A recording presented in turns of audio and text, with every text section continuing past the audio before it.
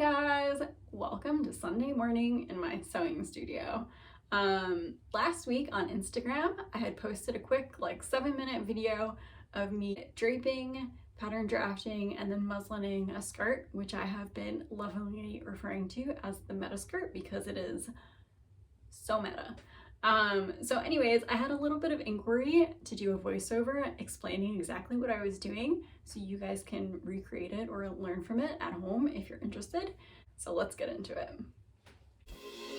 With any garment, when you're draping, you have to be aware of the grain line and how you want it to fall. In this particular skirt, I want to make sure that my grain line is parallel to the center front and the center back. Then I can smooth along to the side seam in either direction and pin out a dart so that it's flush against the waist and flush against the hips.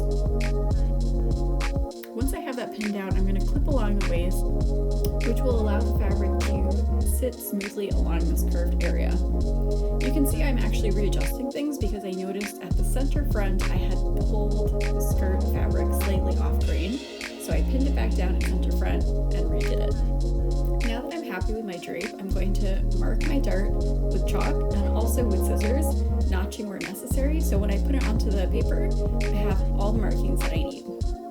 On my pattern paper, I'll start by making a center front line, and I'll line up the center front of my skirt drape. I'm going to lightly trace the perimeter of my skirt drape with my pencil, and I'm going to use my tracing wheel to trace the dart, leaving little perforations in the paper that I can trace over with my pencil later. I'm going to use my ruler to true the lines that I had previously traced, as they'll be a little bit wonky since obviously we drape in fabric. Because the center back is on an angle, I'm going to extend it up slightly perpendicular to the waistline and use my hip curve to smooth it out. I'm going to cut the entire piece out now because we're going to start manipulating, but right before I do that, I'm also going to recenter my dart. This is important because I want to make sure that my dart legs are the same length.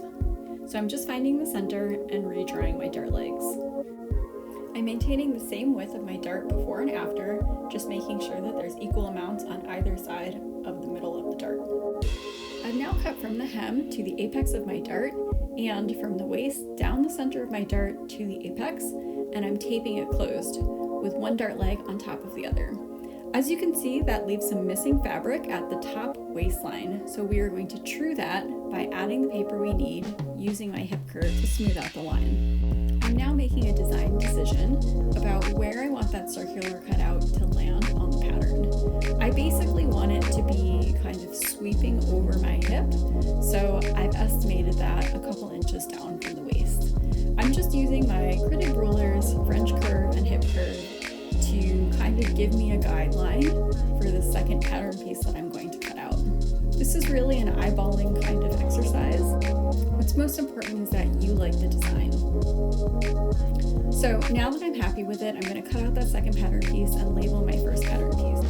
I want the second piece to add fullness to the skirt, so I'm giving myself a couple of parallel lines parallel to the grain line, and they're equidistant apart. I have one in the center of the pattern piece and then 1 inch out in either direction consecutively.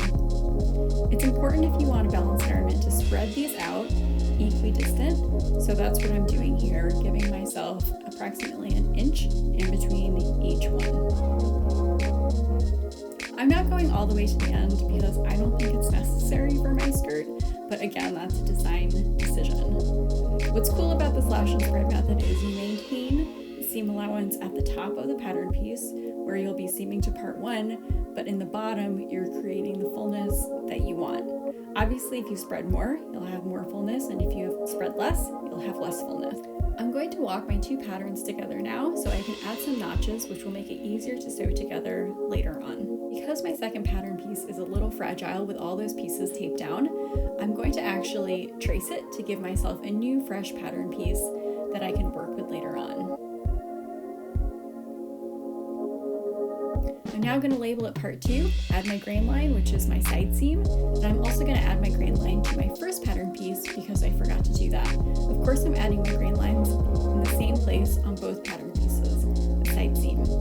Now it's just rinse and repeat. I want a third tier in the skirt, so I'm eyeballing a new third pattern piece to cut out, and I'm just using my double-sided ruler to help me with that.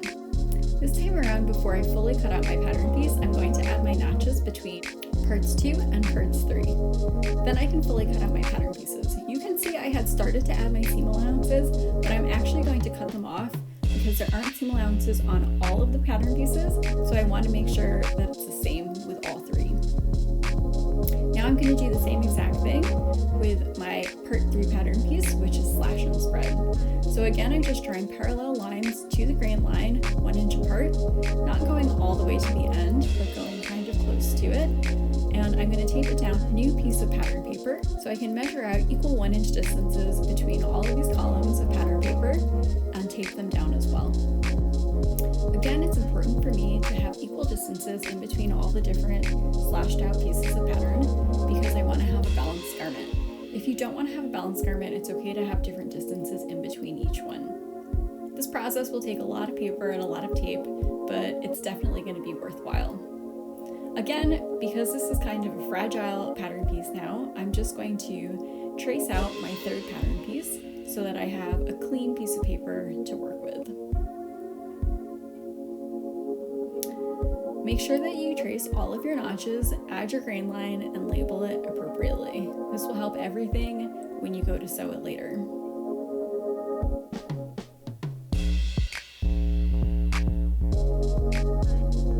Once you cut everything out, you're good to go and you can make a muslin. I used some scrap brand challis to sew up my muslin, and I think it turned out pretty good. The back of the skirt is definitely a little bit shorter than the front, so I'm going to have to make that fit adjustment, but otherwise I think this is a really good starting place. So that was my process. I think it was pretty easy. It's definitely worth giving a go if it's something that you're interested in doing. I think that you will be able to achieve a very similar style skirt. And if you like this video, please hit like, please subscribe. I'm going to be having more kind of tutorial-esque videos coming your way, and I hope to see you next time. Bye!